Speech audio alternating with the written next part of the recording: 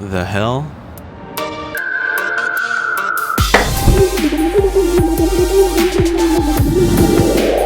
Nerd Confessions. Hey everyone, welcome back to another Nerd Confessions review. Today we're going to be looking at Watchdogs 2. In this game, you play Marcus, whose handle is retro. He joins the hacker group called DedSec to attempt to save society from CTOS 2.0, a progression of CTOS from the first one. The game takes place in San Francisco this time around instead of Chicago, and is much more bright and vivid to match. DedSec. First, let's talk about the graphics. The player perspective has changed a lot since the first game. The third-person view has been pulled back for expanded parkour and gadget use. The textures on the console look great. You can even see the detail on fabrics without smoothing you'll see in games such as Grand Theft Auto. Even better with a high-quality texture pack on PC. You will still run into a large amount of poor environmental textures, but large windows that have a reflection of things that shouldn't even be in the area are a lot less prevalent. Clothing moves and sways with the character.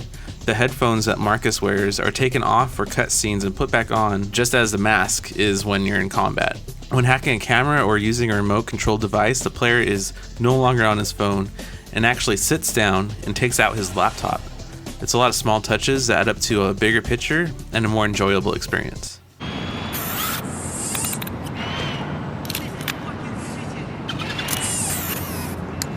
Now for the gameplay. The slow motion ability from Watchdogs 1 has been completely dropped, which I can understand, but CTOS crime prevention events have also been dropped. It was fun to randomly run into and prevent potential crimes in Watchdogs 1. CTOS feels a lot more worthless because of this in Watchdogs 2. What has been added though is hacker vision. It's much like Detective Vision in the Batman Arkham series. It allows you to more easily see what can be hacked and even see your enemies through walls once they've been tagged.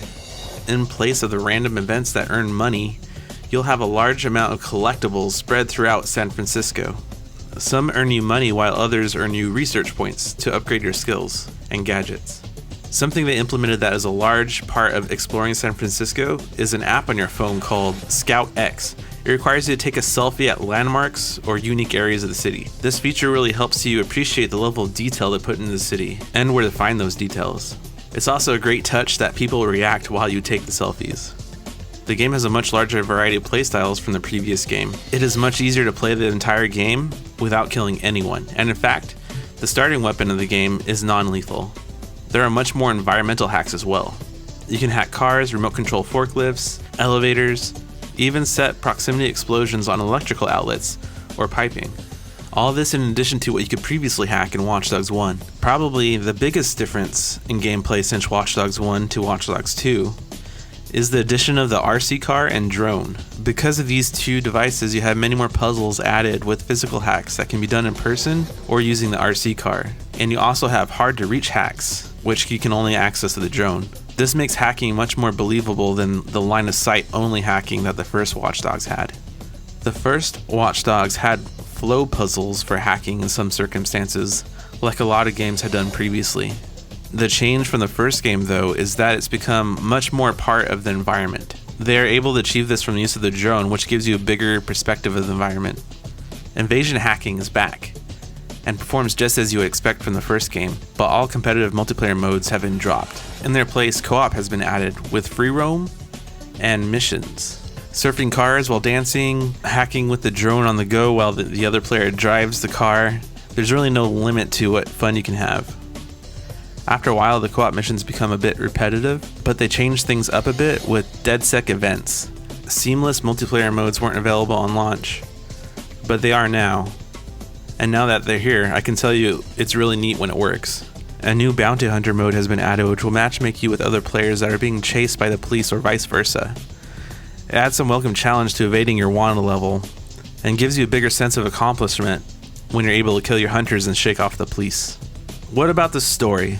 Marcus is a much more entertaining character than Aiden Pierce was from Watchdogs 1. He has a much more lighthearted ambition, and the game has a large amount of social statement undertones, much more than the first game. The vibe the game gives off can be compared to more of the feel you would get from the movie Hackers from the 90s. I'm a big fan of this movie, so it was a welcome change in pace. It does mean that a lot of the characters are stereotypes though.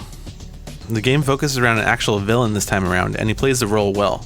I immediately hated him with his man bun and daily yoga. As you play through the game, he'll put Marcus in some low spots that he has to redeem himself through, but the story overall is not much of an improvement from the previous game.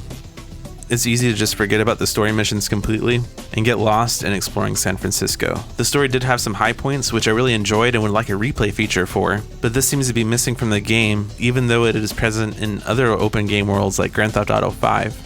So what do we rate it? 8 out of 10. The gameplay and graphics are very enjoyable, but the game can be fairly glitchy and the story is still somewhat forgettable. The game is well worth the price tag though. If you're looking for a game to escape into this year's end, consider Watch Dogs 2. That's it for this video. Like the video if you liked it, dislike it if you hated it. Please subscribe, and I'll see you guys next time.